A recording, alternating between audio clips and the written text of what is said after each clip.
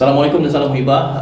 Bersama dengan kami di Al-Hadi Center sekali lagi, dan untuk tujuan buat bicara pada kali ini saya menemani Dr. Muhammad Ikmal Fadil, Fellow Al-Hadi Center. Doktor, Assalamualaikum. Waalaikumsalam.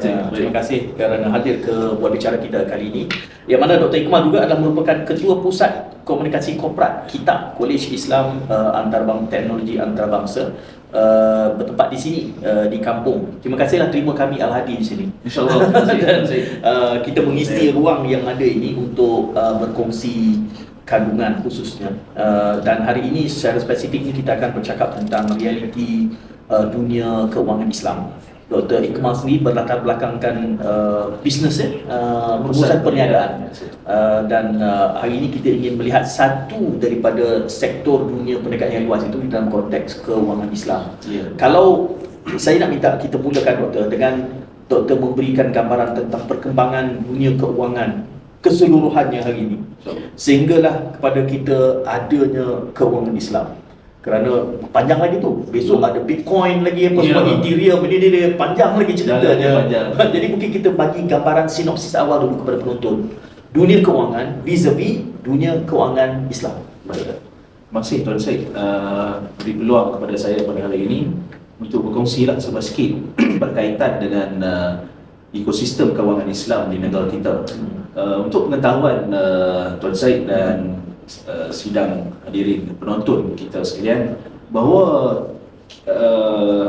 pembangunan ekosistem bank Islam ini bermula dengan institusi tabung haji pada tahun 1960-an yang diasaskan ataupun dilontarkan idea itu oleh Tunku Aziz, Profesor Diraja Tunku Aziz. Dan selepas itu pada tahun 1980-an bermulanya ataupun bertapaknya pembangunan bank Islam itu daripada cetusan idea Yang Berhormat Perdana Menteri kita sekarang, Datuk Seri Anwar Ibrahim, PMX, di mana penubuhan bank Islam ketika itu pada tahun 1983, ya, ketika Yang Berhormat ketika itu menjadi Timbalan Menteri Jabatan Perdana Menteri, kemudian dia telah melontarkan idea untuk buka satu bank Islam. Dan bermula dari situlah, titik tolak dari situ terbinanya bank Islam hari ini. Dan pada 1983 ketika itu juga selepas idea penubuhan bank Islam itu diwujudkan, maka sudah pasti perlu ada dari segi pembangunan modal insan yang juga diperlukan untuk mengisi kekosongan. Apabila wujudnya industri bank Islam itu, maka siapa nak bekerja di bank Islam kalau tak ada kemahiran, tak ada pengetahuan? Jadi di sini wujudnya pula Universiti Islam Antarabangsa Malaysia, di mana antara salah satunya telah menawarkan program-program perbankan Islam dan juga kewangan, pengurusan perniagaan. Dan di sinilah bermulanya, lahirnya nama-nama besar di dalam industri kewangan Islam ketika ini, ya. Dan selepas itu 1993, ketika Yang Berhormat Perdana Menteri kita ketika itu menjawat jawatan Menteri Kewangan, dan ketika itu telah menawarkan peluang-peluang yang lebih luas kepada pembangunan kewangan Islam ini apabila menawarkan produk-produk perbankan Islam.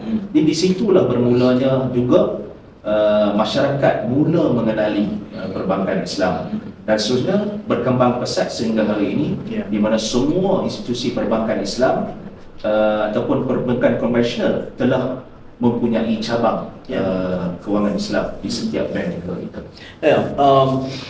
Yang menariknya juga, saya kira bila Doktor menjelaskan itu, selalu saja Doktor kita mengatakan bahawa tradisi Islam kita akan merujuk kepada instrumen-instrumen yang dalam sejarahnya 1,300, 1,200 tahun.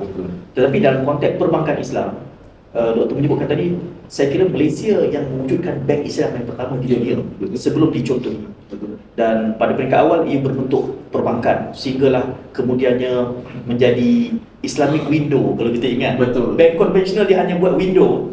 Dan hari ini kita melihat perkembangannya, bahawa ia mula menjadi cabang ataupun cawangan. Maybank Islamik, Public Bank Islamik. Dia dah berkembang. apakah kemungkinannya untuk kita berkembang lagi?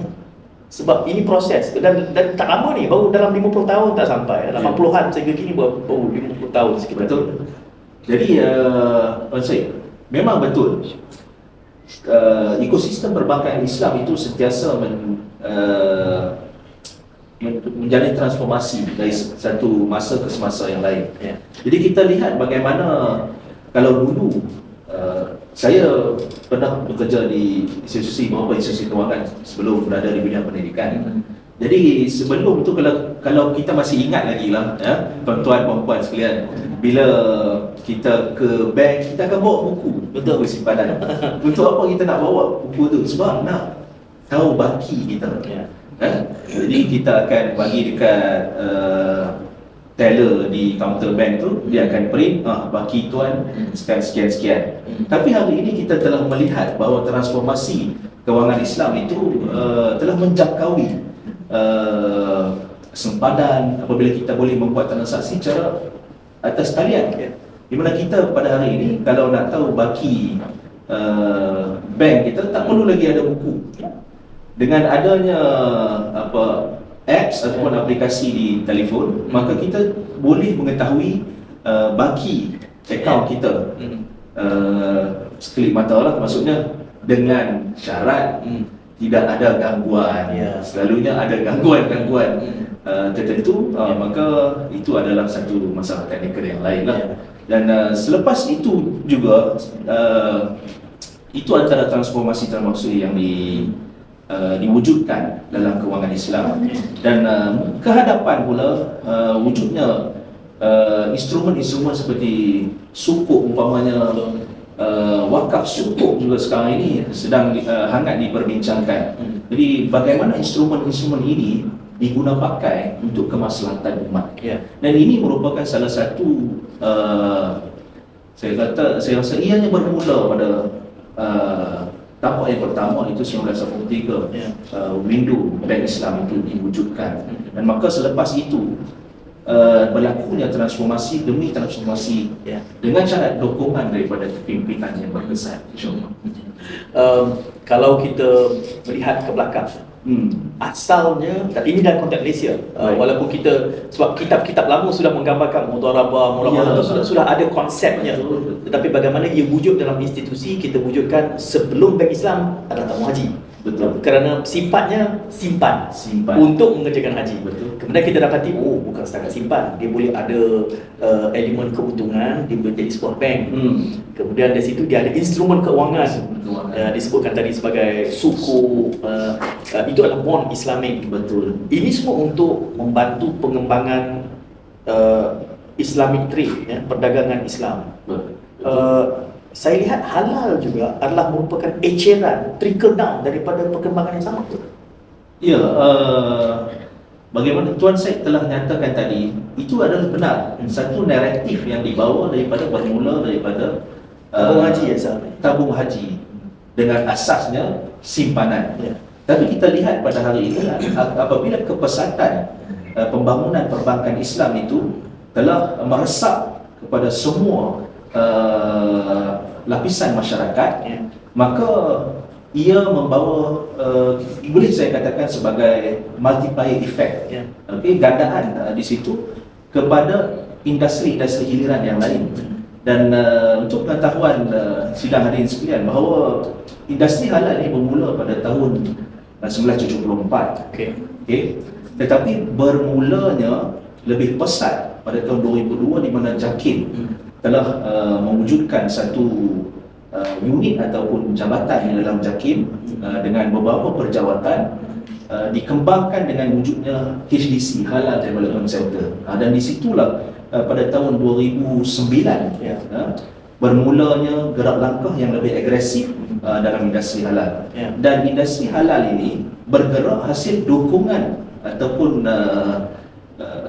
tapak yang kukuh daripada sistem kewangan Islam yang ada. Sebab tadi seperti Tuan Syed sebutkan, ekosistem perdagangan Islam itu, dalam industri halal kita tidak dapat lari daripada perdagangan, trade umpamanya.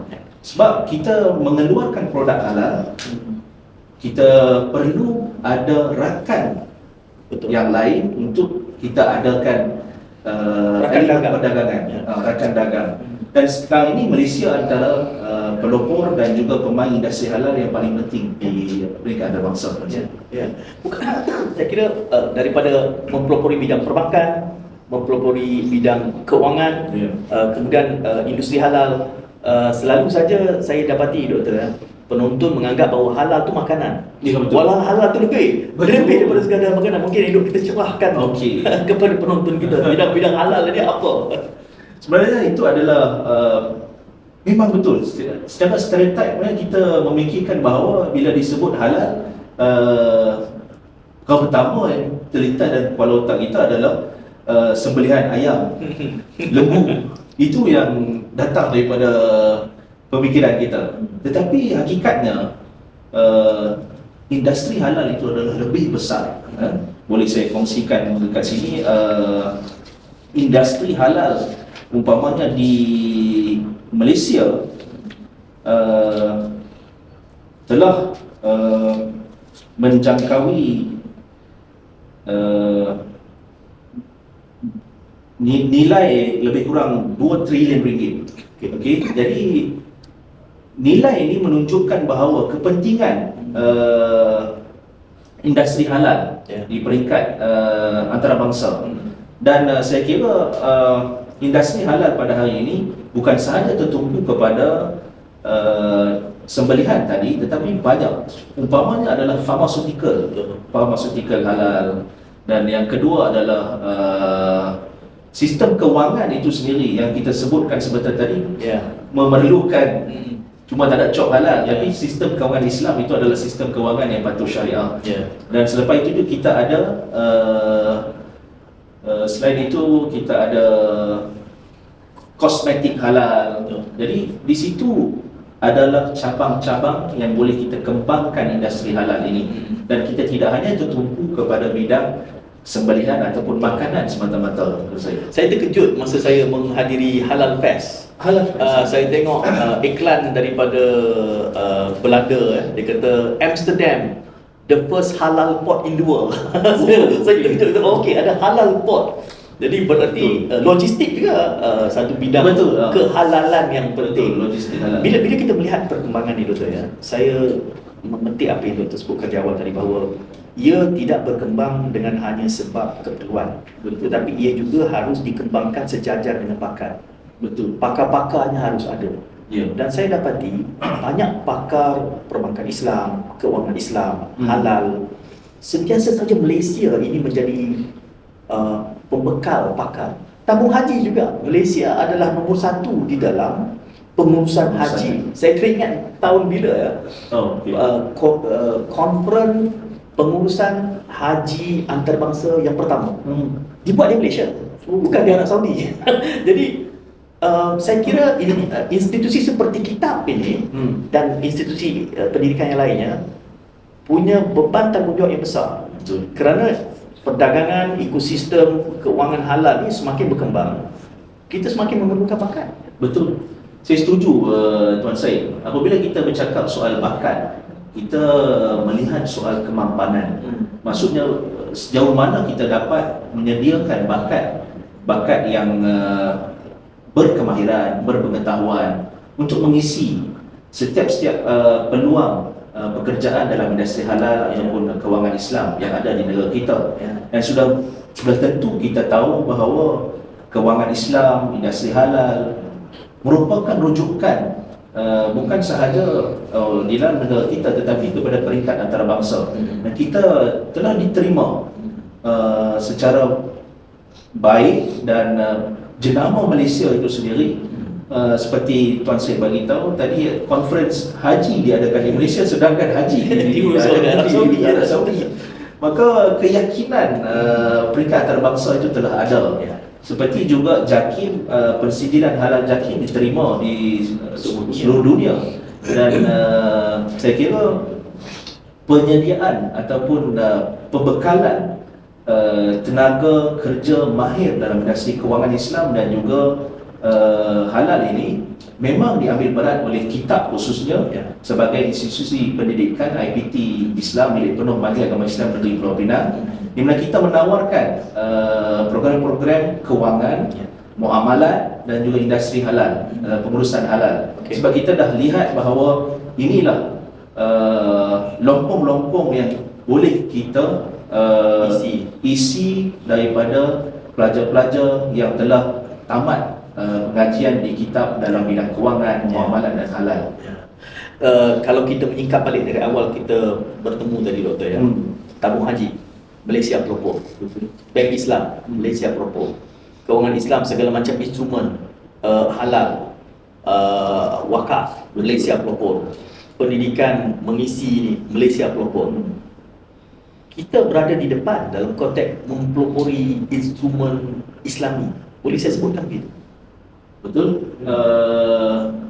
Sedangkan memang kita dah sedia tahu bahawa semua gerak kerja ataupun komitmen yang dijalankan tadi, kewangan Islam, halal, pendidikan, semuanya itu telah menunjukkan bahawa Malaysia adalah satu negara Islam yang kompetitif, bukan sahaja di peringkat serantau tapi di peringkat antarabangsa. Dan kita lihat datangnya daripada mana kejayaan-kejayaan ini. Sudah pasti satu naratif itu bermula daripada kepimpinan yang berkesan, kepimpinan yang mempunyai hala tuju yang jelas. Kalau kita lihat dalam buku pengurusan juga, perancangan itu perlu ada perancangan jangka masa pendek, jangka masa sederhana dan jangka masa panjang.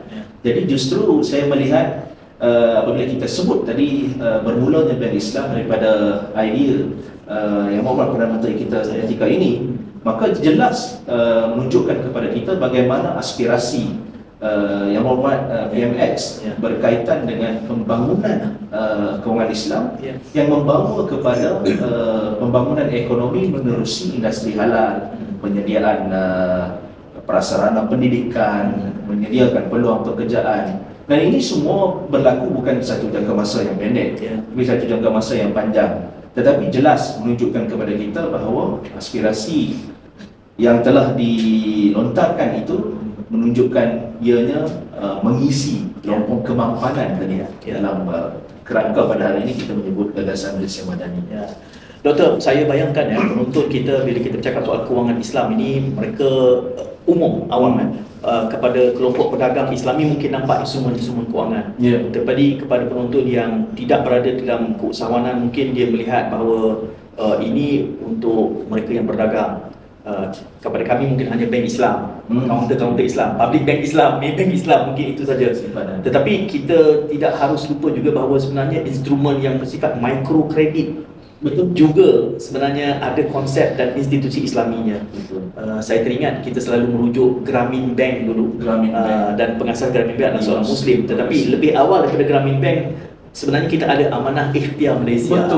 Dan juga Yayasan Pembangunan Ekonomi Islam Malaysia. Ini semua microkredit yang sifatnya instrumennya Islami, membantu para penonton di dalam pelbagai lapisan masyarakat. Bila sebut micro ni maksudnya sekecil 2,000 pinjaman Islami 5,000, itu realitinya. Jadi mungkin di sesi yang akan datang kita akan pergi secara lebih spesifik, kerana saya membayangkan penonton kita nak tahu soalan yang bermain di fikiran dia, what's in it for me? Mengembangkan semua kewangan Islam ni, apa manfaat dia kepada marhain seperti kita-kita? Hakikatnya kita sudah ada daripada peringkat paling kecil sehingga ke paling besar. Itu untuk episod akan datang. Jadi teruskan kesian anda. Saya ucapkan terima kasih kepada Dr. Iqmal. Jadi bersama kita di Kitab dan juga Al-Hadis Center ni lebih banyak kandungan-kandungan yang sebegini untuk kita mencerdaskan pemikiran umat, melihat realiti perkembangan Islami bukan hanya dalam konteks Pulau Pinang tetapi juga Malaysia seluruhnya. Terima kasih sekali lagi dan jumpa dalam episod akan datang. Assalamualaikum. Assalamualaikum. Waalaikumsalam.